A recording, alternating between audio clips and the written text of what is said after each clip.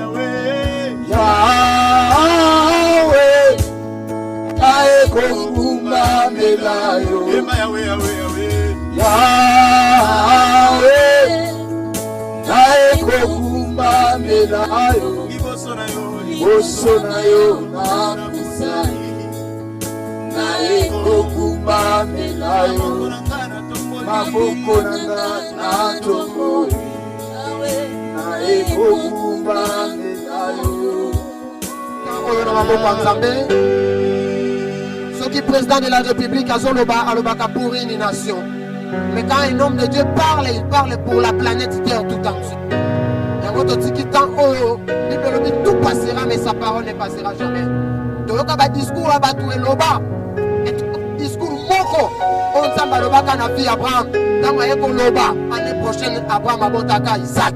Il y a un discours wana pepesaka bomoi discours wana longi saka tolingi toyokango to bondeli pona mama oyo akoyoka modeli na biso to bondeli pona mama oyo tokolekisa moumbu na nzambe nzambe akipe ye apese faveur ya koloba na far na ye to bondeli alléluia. Ta parole est la vie, ta parole est la grâce au nom de Jésus-Christ.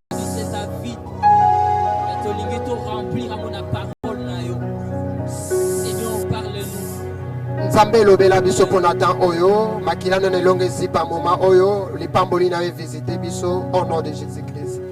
On attend toujours l'examoté to beteli Yesu maboko makasi toujours l'exa pasteur fils le représentant provincial ya communauté Vie Nouvelle. Nzambe apambola biso, Nzambe apambola corps du Christ nyonso etopesi mbote na mabota nyonso ezolanda biso topesi mbote na mabota nyonso ezolanda biso na kombo na Yesu Kristo. Tika tobetela Yesu maboko na fiske mpona souffle de vie. Souffle de vie tozala moya ofele tozobetela tata wana maboko yende champion yende makoki na biso yende oyo abengaki biso tosepeli topartage maloba na Nzambe na pokwa lelo. Merci nano na équipe Mobimba, merci na Nzambe na biso oya permettre tout mon apoko lelo. Merci na service Mobimba oyo eza et sali de leur mieux de façon que to commencer sur un moment où peut to soit moment opportun oyo. Merci na direction générale il y a de la foi TV parce que nanzela na bangonde to komi na mabota to komi na bande konyonso oyo bazolanda biso na pokwa ya lelo. Tolingi to partager thème moko oyo eza vraiment ya pokwa lelo nzamba pesi biso to partager thème tolingi to lebela na pokwa lelo eza gardez-vous d'être troublé, ayez confiance. Gardez-vous d'être troublé, vous allez toujours na confiance. Bien aimé, confiance et ça la que même moto a eu problème na sa moi. Plus ça a confiance et pas en Nzambe, plus ça a confiance en soi. Donc azomindima, plus azomindima Nzambe, plus azomindima même basal Nzambe bazo diriger après tu ko sala VCT. Moto ya za liboso ya problème, liboso ya dégâts, so kazaka kana confiance et pas en Nzambe, azana confiance et pas na yemoko asalaka jamais AVC. Tolingi to lobela makambo etali, gardez-vous d'être troublé. Nani azopesa biso conseil wana pena nazopekisa biso tozala troublé te. Yesu Masia mokonza milimo. Yende mutaboyi tozala troublé. Ce qui botali na Matthieu chapitre 24 verset 8, Yesu azoloba, il faut que toutes ces choses arrivent, mais ça ne sera pas encore la fin. Ça sera le commencement de la douleur. Et vous gardez-vous d'être troublé. Gardez-vous d'être troublé parce que ceux qui sont beaucoup troublés, mokili faut faire référence et pas nabino. C'est pourquoi beaucoup de gens même na kati ya barque, tant que pepe bandi ko beta, muto apesi biso exemple madame Ozaye, mu pepe zo beta mais ya zui alali naye. Pourquoi alali parce qu'il a yebi situation, a yebi comment ko maîtriser yango. Donc na yebi kenzambo ya garder silence parce que il arrivera des temps peut-être comment la bande comme sous bandi ko se critiquer. Kolekano makambo ezo ya coronavirus ye est-ce que nzamba lobite non balobi saka nzamba te parce que nzamba za bavarte nzamba yebi ni na sala ka balobi saka yete donc mukona kelaki mukilto lobisa ki yete c'est que le repeto lobisa yete parce qu'il faut que ces choses arrivent. Vous comprenez makambo wana tika nzamba pambola biso na poko lelo apambola pe bande konyoso bazola na biso nzambe na biso apambola biso bazuli biso livre ya 1 Samuel chapitre 17 1 Samuel chapitre 17 bazuli biso ngo dans le 4e verset, puis Lombango, 1 Samuel chapitre 17, 4e verset. Chapitre 17, c'est nous lisons notre Seigneur Jésus-Christ. Amen. Un homme sortit alors du camp des Philistins et s'avançant entre les deux armées. Il s'est nommé Goliath, il était de Gath. Il avait une taille de 60 coudées et un impan. Sur sa tête était un casque d'airain et il portait une cuirasse à écailles du poids de 500 000 siècles de feu. Berger, tu avances rapidement. Il avait aux jambes une armure d'airain et javelot d'airain entre les épaules. Les bois de sa lance étaient comme un souple de tisserand et la lance pesait 600 siècles de fer. Celui qui portait son bouclier marchait devant lui. Les Philistins s'arrêta et s'adressa aux troupes d'Israël rangées en bataille. Il leur cria, pourquoi sortez-vous pour vous ranger en bataille? Philistin Oyo, Tata Oyo, Goliath, abimi na kati ya batu, c'est-à-dire atiki bato bayaki bitumba, abimi na kati ya batu, abimi hors camp, ami bimi si yemoko pe atuni, pourquoi bozo bonga mapona bitumba? Ne suis-je pas? Est-ce que nga naza Philistin te? Est-ce que nga naza Philistin te? Et n'êtes-vous pas des esclaves de Saül? Bino boza ba wumbu ya Saul te. Choisissez un homme qui Bopona mutu moko na kati na bino abima abunda contre ngai.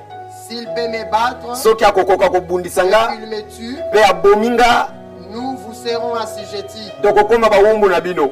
Mais si je l'emporte sur lui, mais soki ngai na bomi et que je le tue, et que na bomi vous nous serez assujettis. Bino nde bokokoma ba wumbu na biso. Et vous nous servirez. Boko sale la biso. Vas-y, uzuli biso mbamoko verset 23. Tokenda lombango. Tandis qu'il parlait avec Takana tango yazalaki kosolo, tango David akomi abandi kosolo na batu. Voici les Philistins de Gath nommé Goliath. Tala Philistin ya Gad kombo na ye Goliath atelemi lisusu ndenge azalaki koloba. Hors des rangées des Philistins. Pe alobi kaka bongo ndenge abandelaki. Il tenait le même discours que même précédemment. Ndenga bandaka kofinga bandakala. Et David les entendit. Pe David ayoko yoka. À la vie de cet homme, Nathan ka bato amoni Philistin wana Goliath. tous se disaient Israël s'enfuirent bato devant lui nyonso ya mboka Israel bakimi liboso na ye et furent saisis d'une grande mpe crainte. babandi kobanga bakomi trouble Chacun disait, mpe moto na moto azali koloba avez-vous omona deja motu ya lolenge ya boye s'avancer cet homme? aye kaka koya ndenge aye liboso na biso C'est pour jeter eza à kaka po Israël aya un défi, koya kolukela biso makambo qu'il s'avance. nde ya ye na kati na Si biso quelqu'un le tue, soki moto abomi ye le roi comblera des richesses. mokonzi akopesa ye bomengo Il lui donnera sa fille. akopesa mwana ye Il enfranchira la maison de son père en ok Israël. nani akobomela biso Goliath soki kaka Goliath akufi papa roi akopesa ye richesse akopesa ye mwana mpe akopesa akolibere libota na ye na kati ya Israël. Continue frère, continue s'il te plaît, s'il te plaît. Aux Eza lecture un peu hommes qui moulaye. se trouvaient près de lui, David ayebisi bato bazali pembe na ye. que fera-t-on à celui qui bakopesa tuera ses moto ya Philistins, koboma Filistin oyo nini qui ôtera au lopon moto ya kolongola soni d'Israël? na kati ya Israël. Qui est donc ces Philistins? C'est Nani oyo Filistin moto oyo ya bakata ngenga te pour insulter l'armée du Dieu vivant. oyo aye kofinga nzambe ya bomoi aye kofinga mapinga Le peuple est repentant, bato baye kopesa meme eyano les mêmes choses, bandeko baye kopesa meme eyano ndenge balobaki roi akopesa ye mwana akopesa mwasi akopesa ye richesse mpe akopesa ye akolibere libota na ye.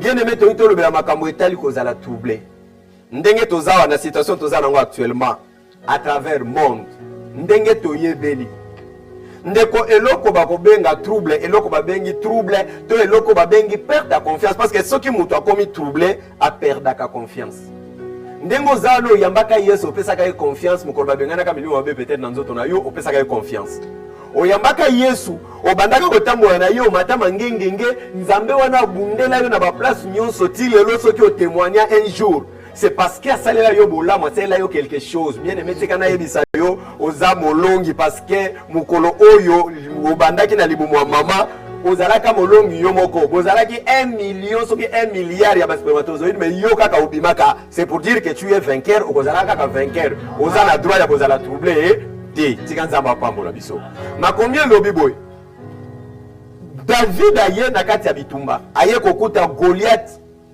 Goliath abimi hors camp azoloba nini bobimisa kaka mutu moko abundisa nga soki abomi nga eke ngai Goliath na kwei seke libota na nga mobimba bakokoma bawumbu na bino.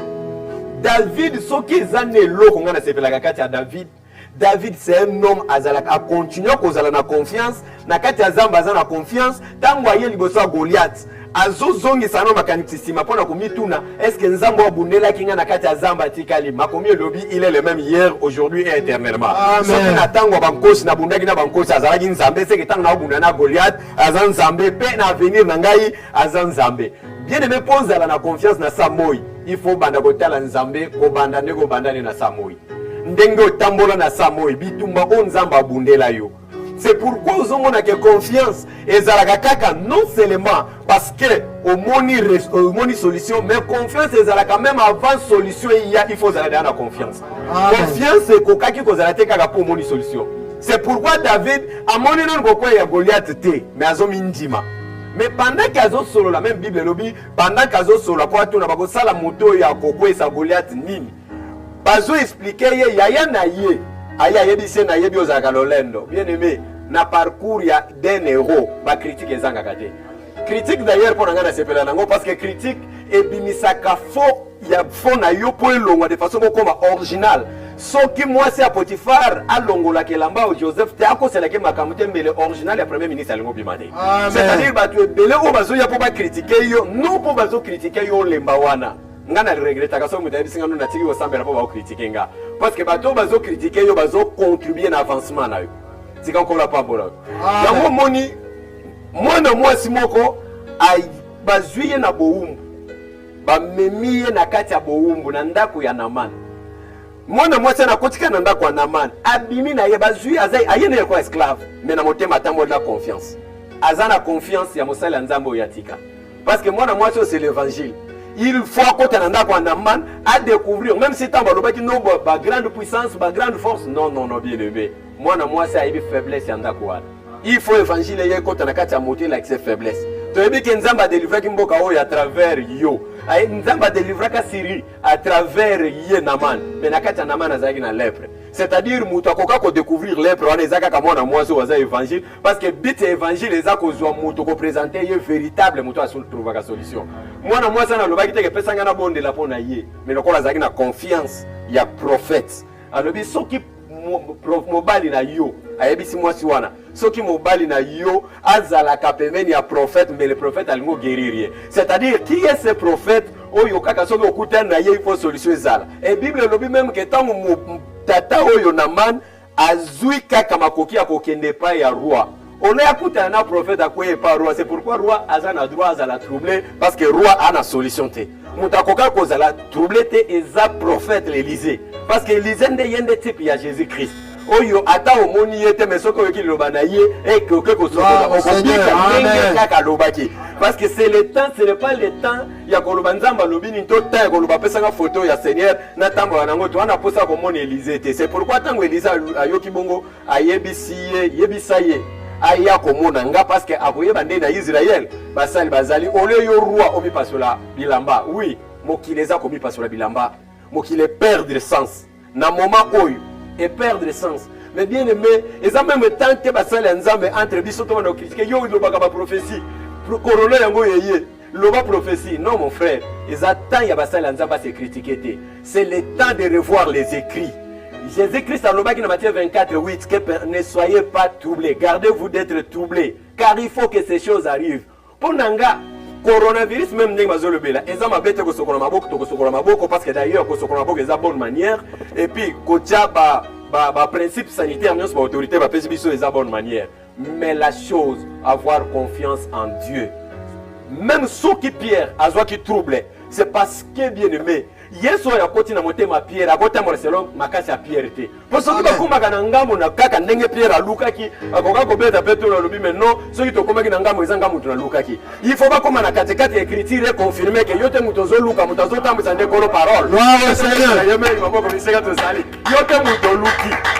Est-ce que mutu maka comprendre nga? Ah, tu as Amen. C'est yote Pierre parce que Pierre azo betaka pe fiera bando tambola azo yebate ka mema mukonza milimo azo mema mukonza mupepe il faut mupepe ya écoutana na yebise Pierre boke wapi ndetango Pierre akobando munana mupepe nzamba yebise te il faut za na confiance nanga okoka koza na confiance en kai te po Pierre banda tambola kana pesi na yaza na confiance en kai ebe ke so mupepe yindi ngana ko luka ore ezama kama ko luka ya Pierre te ezama kamunde moto yaza na boîte il faut atele maloba parce que écriture c'est so et nani o mupepe etelema ki na kati ya boîte ezalaki na ngo mupepe te bien aimé ezalaki ba prophète ba yako vérifier so ki réellement ko yaza na boîte yende balobelaki amen so ki ya lobi ba prophète nyonso ko tika koteya tika to bete la yeme yo yaza na boîte maboko ngana be yaza na eloko ko sala pona biso. Ne soyez pas troublés. Gardez votre confiance. Ma combien zoloba même moi sur oya yamba qui Élysée a koufeli mwana bien aimé azala troublé te atikala pe ko benga jamais pour yebisa bande ko ku mobali ke mwana kufi azana kimia aza calme amoni mwana kufi alobi naza calme. Pourquoi aza calme? Ana confiance ya Élysée. Ayebike Élysée lokola nazwa di mwana na nzele Élysée c'est que ko se kwa mwana ezaka na maboko Élysée. Bien aimé lokola to bota maganzabe mutatinda biso na mokili croyez que biso to ko vivre coronavirus eza signe. Eza signe ezo annoncer temps de la fin.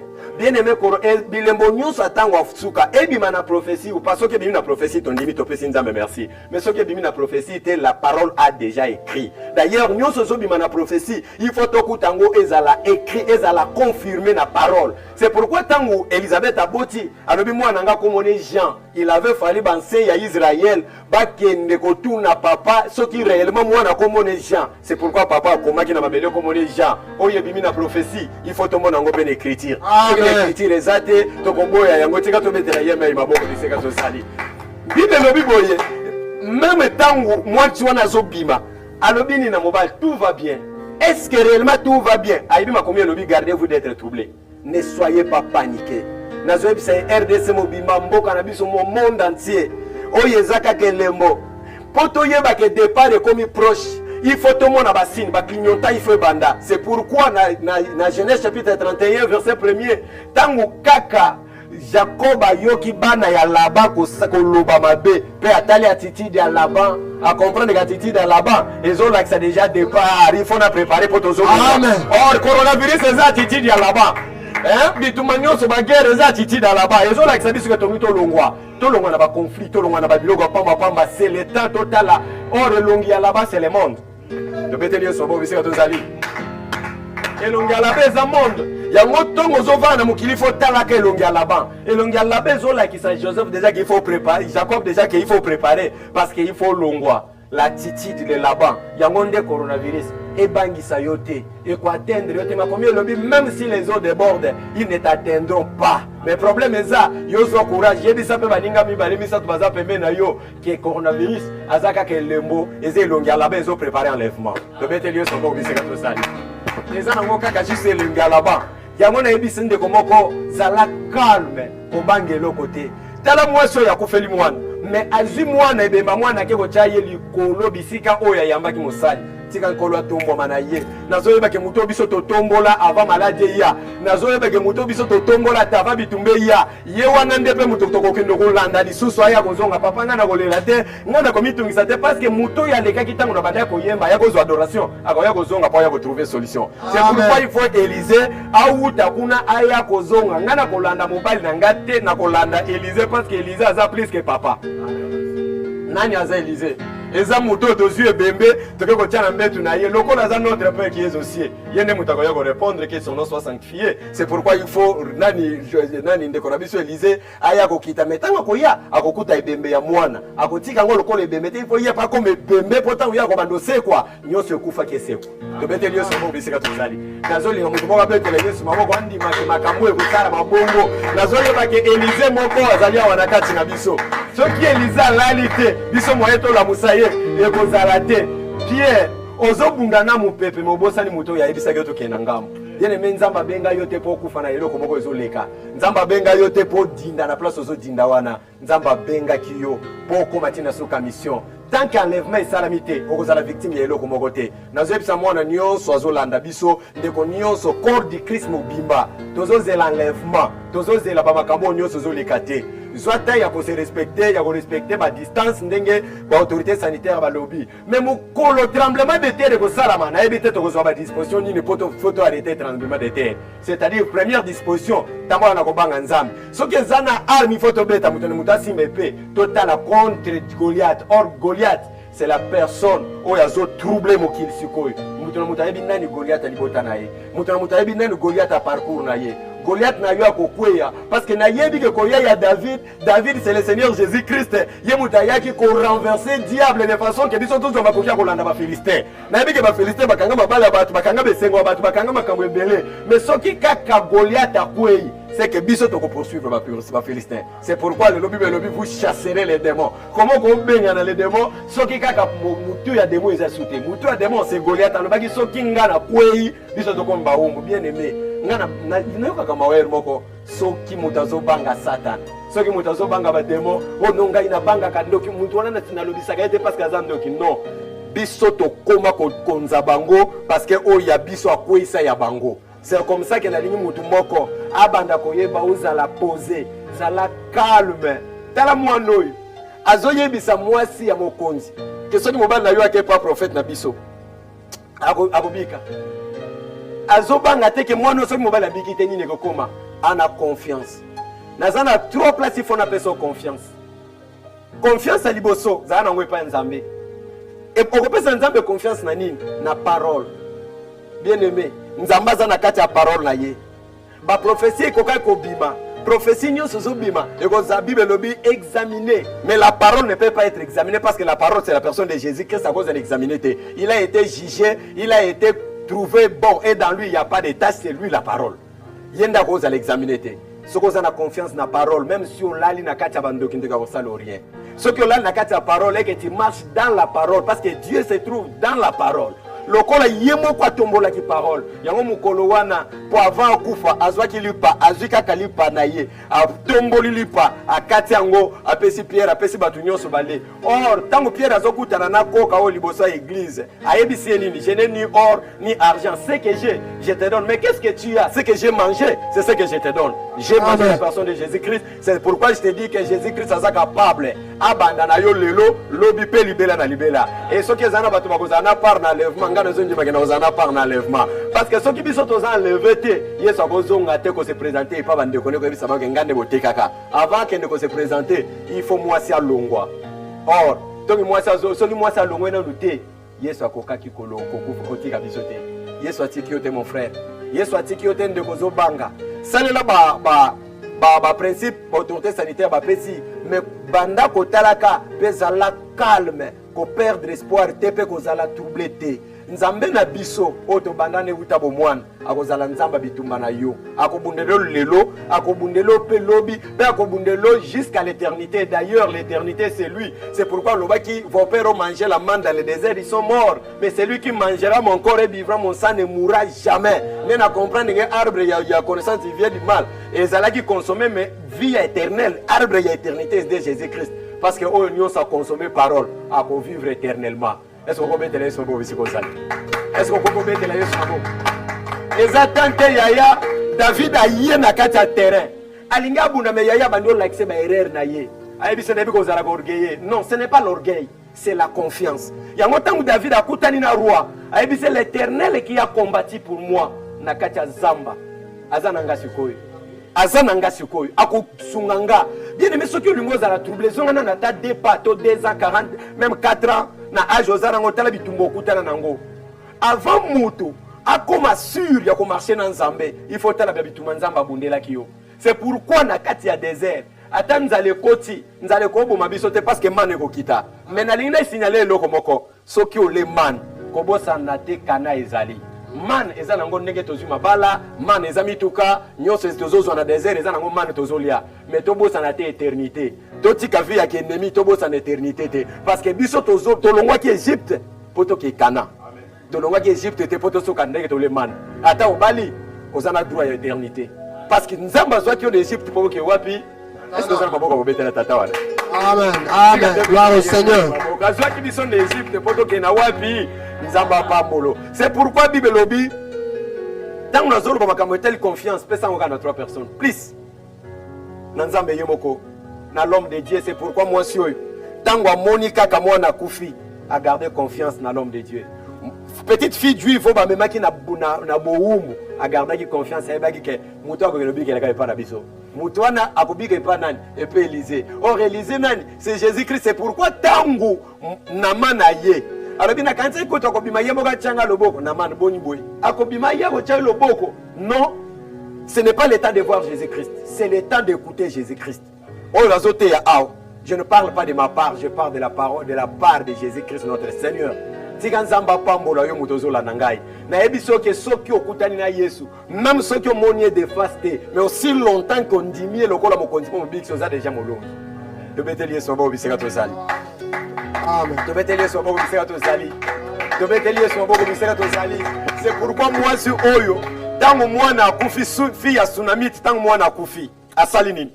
Amati mwana na place mosala nzamba za kolala abimia ke kolanda mosala nzambe le problème c'est que considération non apesa ki Élysée c'est-à-dire atie likolo ya ndako bango nyonso balali na se c'est-à-dire bazana notre père qui est kola pa bola yo nyonso oyo ayo reconnaître que na notre père qui est aussi parce que ndako eza moke c'est comme si bakoka ko chaye mopanzi to ba chaye na se. Bien aimé, ce que mon moutaza troublé devant problème, c'est parce qu'il y a Tchagi Yesu Mupanzi. C'est pourquoi Pierre a commencé troublé parce qu'il y a Tchagi Yesu Mupanzi. Banda Mukolowana, il n'avait pas fallu Yesu Zara Mupanzi, c'est pourquoi il faut qu'on t'en a lipa. Pour ceux qui Pierre, allez lipa. Un jour, la bête à toro, je n'ai ni or ni argent, c'est qui j'ai. Amen. Parce que mais j'ai quelqu'un que j'ai avalé. J'ai quelqu'un que j'ai mangé. J'ai quelqu'un que j'ai mangé. Oh, mon colonel, qui n'est mis sur la salle nini. Et fongwa maki. Ya ngotangu ya kangi mis. Pierre azo bundaka na mupepe. Pierre azo bundaka na mupepe. Pourquoi tu n'as pas confiance dans toi lali? Et puis, à ce moment on a courage, Seigneur, ne t'inquiète pas que nous sommes en train de mourir. Il y a un pasteur Bazawapi, malade, il y a un pasteur Bazawapi. C'est le temps de chercher les hommes de Dieu. Ce n'est pas le temps. Il y aura un temps où beaucoup de bien bien basali en Zambé. Les lobos luka, biso nous tozali. Soko ke papa Jean-Paul Mayata, Azali. Oloki papa Lundu, Azali. Soko ke nanda ko komona ye. Mais il y aura un temps où les pasteurs ne seront plus. Quand il y aura besoin de la parole, pasteur va vous arrêter. Pourquoi pas pasteur va vous arrêter? Parce que pasteur va comme parole. Yesu tanga kozonga, akoya kozwa parole. Akoya kozwa livre, te ba papier oyo, te akoya kozwa image, akoya kozwa parole qu'il a laissé. Yesu akoya kozwa parole, c'est pourquoi tangu Simeon abimi a récupéré mwana na maboko ya Marie parce que mwana nazaki livre scellé. Lokola azalaki livre scellé, inde Simeon azwi mwana atangi livre scellé nde azongiseli Marie. C'est-à-dire oyo ye pa na biso un jour le kozonga ka je sais pas, il y a Marie na Israël. Donc profitez tant que tozo tanga parce que Joseph est en Égypte. Donc quand Joseph est en Égypte, notre Dieu, c'est un Dieu de la vision et de la provision. Donc on appelle cette vision toi avancer. Kobange le côté Pierre. Muto azana kati ya boîte na yo yende muté akela mu peuple. C'est pourquoi tangu maswa ezo soit troublé. Batoni Jonas. Mais nanazolo qui nous attire ces malheurs? C'est moi Jonas. Parce que le kolabo yambinga, je suis à la base de votre malheur. Mais pourquoi c'est à la base de notre malheur? Parce que mon peuple yako lukanga, mon peuple yako lukaka ka Yesu bien aimé soko zana bitumba lelo, soko zana makambezo tungisa yo, ezo luka yote. Mon peuple ne zobeta na boîte à pierre, ezo lukande muto ya lali wana. Pour ceux qui a teleni makomi le na Psaume 107, na Psaume 107 ezo loba, il a ramené le vent, il a calmé le vent et il a ramené le calme. Nanga koka ko ramener le calme, l'Éternel. Qui est l'Éternel? Celui qui dort là, c'est l'Éternel. Or il ne dormait pas, mais a imposé qui silence. Nena yebisa mosali nzambe nena yebisa bandeko nyoto za na bango ndengo zo prier parce que za ndeko moko yebisa nga pasteur na zo bondela nzamba lobelanga sur épidémie ou pandémie oyo nga mes frères soki oyoki silence nzambe seke makamwana eza yaye soko muno zo bondela nzamba oyo andona te seke makamwana etali nani etali. C'est pourquoi Moïse tango loba Seigneur nakota nzamba avandi a garder le silence. Tango Paul azoloba nabika nzamba garder le silence. Nzamba za bavarte atike la biso taka bakata ya Bible. Mais batu batanga ka Bible te me balinga ba prophétie yaya. Nzamba lobini ponanga. Nzamba lobini ponanga. Makomi lobini pona yo. Et loba pona David, et loba pona Jonas, et loba pona Yesu, et loba même pona Moutignos, mais pona yo on a dit quelque chose. Les problèmes aux oraka makomi o tiango Élisée. Non. Élisée. Yango moni tango kaka Élisée yebisa ye. Aya. Poko yeba ke prophète Azaliao. Prophète yo mwana na betela ki solo Azaliao. Tango atelemi kaka kende kuna lobi na kanisa ka kobima tianga loboko te prophète akotia loboko te. Prophète akopeso mitindo sala. Soki osali bongo nde okomona oyo ya koluka. Bayebi so tika kindumba un point part ezata ke nona kanisa ka kochanga loboko te bimaka katika kindumba kozala déséquilibré. Ramenez-vous dans l'espoir, croyez makomie lobi oyo nyonso azondima oyo nyonso azana kondima, celui qui croit verra la gloire de Dieu. Mutaza la troublete, mutaza la paniquete, mutatungisa bomoi na yete, mutabebisa motema te. D'ailleurs, si bino que pandémie oyo zoleka eza elongi ya Laban, c'est-à-dire soki dès que quand tout le monde elongi ya Laban, c'est qui annonce biso que to komi ko kende. Le temps commence. To bandi ko kende bien-aimé. Na lingi na yebisa mutu moko ko déranger motema noté. En dehors de la pandémie, pas problème eza ebelé, mais ne perds pas ton espoir. Ko baby sa elikia na yote. Tala takoka oyo afanda ki na Betsaïda pendant 38 ans. Batumusu babika, batumusu bamoni sengo, mais yé a gardé kelika, puis a gardé confiance. Ça veut dire na confiance que ceux qui m'a yezo bouger, un jour ko bouger pe ponanga. Ceux qui zana batwazo pambwama, un jour nzamba ko tourner pe regard ko atala yo. Muta baby se imagine été. Tonto zo tanto zo apta ko bondela.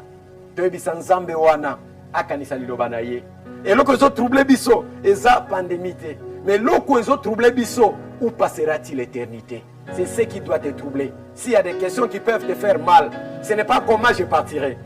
Tu peux partir par la pandémie, tu peux partir par la fièvre, tu peux partir par l'accident, tu peux partir parce que nous partirons de ce monde. Nous partirons, car ce monde n'est pas chez nous. Nous partirons. Ce monde n'est pas chez nous. Mopayanios, batonga kaye. Mopayanios, bayina kaye. Or, biso tout ça va payer. Le colozo les frère trésor, il faut bayina yo. Le colozo les ma vetine, il faut batonga yo. Il faut battre l'oba de toi. Lorsque les gens parleront de toi, C'est alors qu'on saura que Balobaki pour Joseph. Si les gens ne parlent pas de toi, tu n'as pas encore existé. Aussi longtemps que tu existes. C'est quand Nzambo ya Benga Kibiso, Nzambe ya Papa Lundu, Oya za représentant légal na biso. Yo wana ne Nzambe na biso. Lokola za Nzambe na yo, Nzambe na nga, Nzambe na biso nyos, toko koma na ngam. Ne soyez pas troublés, tu arriveras. Même si Batwazo tchola yo, tu arriveras. Même si Batwazo c'est ka position na yo, ne perds pas confiance. Qu'on perdre confiance, t'es arrivé à David et zong sa qui likia. Et zong sa qui likia. Pesa nani Goliath n'est pas grand. Si Goliath est grand, Azagra n'est pas scientifique. Si coronavirus est grand, il n'est pas scientifique. Mais pas Batbazana Kondima à grand. Il est grand, n'a pas lecteur. Et Azagra, mon frère, 3 choses. On a une kata poto kitawara. Na kata na 3 choses. Et là on est sala gobanga, matoi. Matoi bangi saka makasi. On peut perdre l'avenir à cause de Yoka. Bana Israël bakeko ba espion ba yego zonga ba yego ebisa bango to moni banaka. Mendenge to moni bango to koka bango te toza ko to lokola biloka pampa meliboso na bango. Me yoka bango yoka bana Israël ba bandi ko lela ba bandi ko mirimire ba bangi me ba monite. Même si ozo ka ba information. Nos frères journalistes ba bandi ko biso ba journaliste ba na droit ba sala musala na bango parce que baza na droit ko sala yango. Baza na droit ba pesa biso information. Yoka information mais yoka ka penzambe. Misu, c'est pourquoi Batounyos Bamone qui moulaï, mounene à Goliath, Babangaki. Mais dans eux, il y avait un grand qui s'appelait David. C'est lui la personne de Jésus-Christ. Où est-ce capable de c'est la Goliath? C'est quand tu mets la yémé, ma bogo toka la mission. Est-ce que ça va moutou moka dans la terre aujourd'hui? Nana pota na yebi sayo. Et l'okoni ne salagi que moi 6 filles à Tsunamite. Azala troublé. C'est parce qu'à ça là qui déjà relation na Élysée. Élisée reviendra. Élisée reviendra. Élisée akoya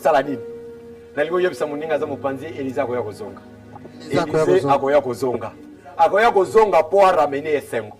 Lokola kendaki, Élisée akoya kozonga. Zala na confiance. Jésus-Christ est parti pour revenir un jour. Moi je crois, même si un jour je quitterai ce monde, mais je crois que j'aurai une place à l'éternité. Amen. Et tu adorer Jésus. Mais tu bondela et longo na bande ko nyonso bazana bandako baza partout. To bondela. To zonga na kati ya makomi. Yemo mutaloba ke invoque moi. Biso to yebi problème te mais il sait pourquoi yebi biso invoque moi. Pourquoi yebi biso invoque moi? Tombo ma mosantu. Oya yebi ko tombo la nzambe na tango apasi nzamba kitaka pona ko bundela ye. Yango moni na ndako afi oya Tsunamite. Yesu azalaki kaka likolo, achaki ndabu ne likolo, yazala likolo, na vie na nga Yesu azala likolo, na libota na nga Yesu azala likolo. Coronavirus na yebi kozo tambola, mais na libota na nga oya okuta ye mutu moko azala likolo, yo na kolobelo mingi te. Mona yebi ke mutu moko azala likolo. Nous sommes prédicateurs de l'évangile et non de tout ce qui arrive comme événement, car ça a été déjà prédit. Tout ça y a Nzambe malamu. Nzambe malamu. Nali to bondela. Tu es dit ça au centre, tu es levé, tu apposes la parole là. Yo muto pe kisaka mu pepe, ogangela ka mu pepe, kala sanda shikara. Koza muninga malamu, toza na posa na yo. Yo nde David a solo. David wa yaka na bitumba. David was capable de kumela biso yo, Yesu. Nzamba vie nouvelle. Nzamba ya vie nouvelle kingasani. Ezaka yo. Yo nde muninga malamu, nzamba libota na ngani. Nzambe ya papa Lundu, Nzambe ya papa Joël Choka, Nzambe église nouvelle, Nzambe mabota yo, Josué levé, Totomboli yo, Rafa, Totomboli yo, Pakasa Bassa, Totomboli yo, Nana confiance, je ne mourrai pas, je vivrai, je ne mourrai pas, je ne mourrai pas. Je ne mourrai pas, je vivrai. Et je rencontrerai les œuvres de Dieu. Je vivrai. Je vivrai. Merci. Bien-aimé Yoka, David a le biboué. J'étais jeune. Je vieillis. Je n'ai jamais vu un juste abandonné. Wow. Ce qui n'a pas été David pour yo, c'est aveugle ton dégât. Habité, nazaki aveugle te, namona mabala ko panzana. Namona bakonzi ko kita na se. Namoni makambo ebele, namona mabala ko kufa, mais namona moyenge bene ko panzana te. Merci Jésus. Yebisa na bwa kisama te. Nazala kaka na yo. Nzambe na yo abundela biso. Rita yebisi Naomi nzambe no azala pe nzambe nanga. Bondela nzambe wana. Azala pe nzambe na yo. Azala pe nzambe oya kapekisa ki mopepe. Azala pe ya yo. Alors je suis avec toi jusqu'à la fin du temps.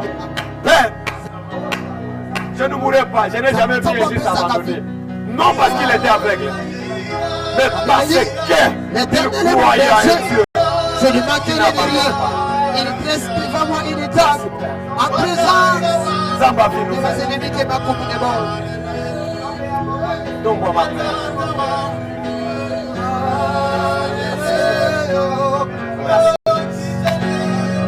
Merci. Donc, moi, ma mère. Oui, les justes ne seront pas abandonnés. À combien lobby, si un homme pied pris au temps convenable, même si les eaux débordent, il ne l'atteindront pas. Nous allons battre la vie nouvelle. Nous allons battre la RDC, abattre l'Afrique, abattre la Bamboka Nyos. Bamboka Nyos les a secoués. Il y a un seul qui nous a envoyés sur cette planète Terre. Il y a un seul. Kakaya Boudé la Bisso. Kakaya Salabiso Bolam. Nous avons recommandé Basali Nyos et Anzame dans Mamoko na Père. Nous avons recommandé Bana Nyos, les chrétiens. Nous avons envoyé d'être appelés dans Mamoko na Yo. Au Salabiso Bolam. Nzambe na biso soki tokomona na lisusu na fin ya 2020 tokozala lisusu na fin ya 2021 ya 2022 pourquoi pas tokozala toujours à genoux devant toi car tu nous as appris à nous agenouiller devant toi. Il est écrit que tout genou fléchisse devant toi et que toute langue te donne la gloire. Tika nyonso ekumbamela yo même oyo etelemi lokola pandémie ekumbamela yo na mabota na biso soki akomi akumbama na kombo na Yesu tobondeli bongo mpe tolobi. Merci Seigneur Jésus-Christ. Merci Seigneur Jésus-Christ. Je vais bénir son amour. Merci.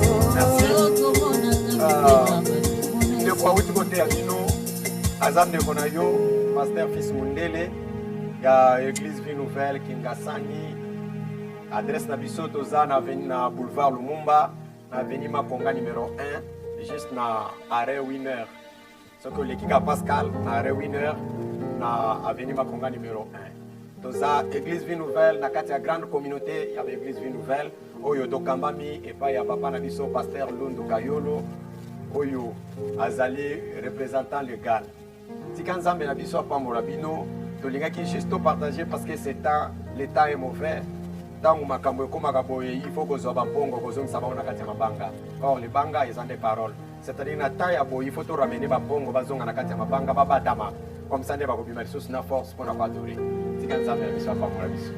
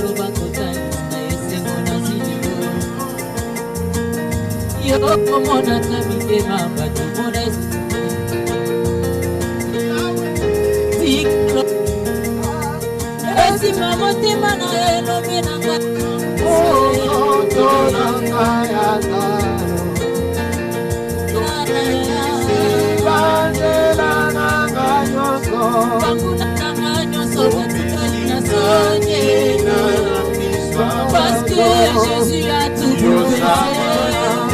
fait. C'est Jésus.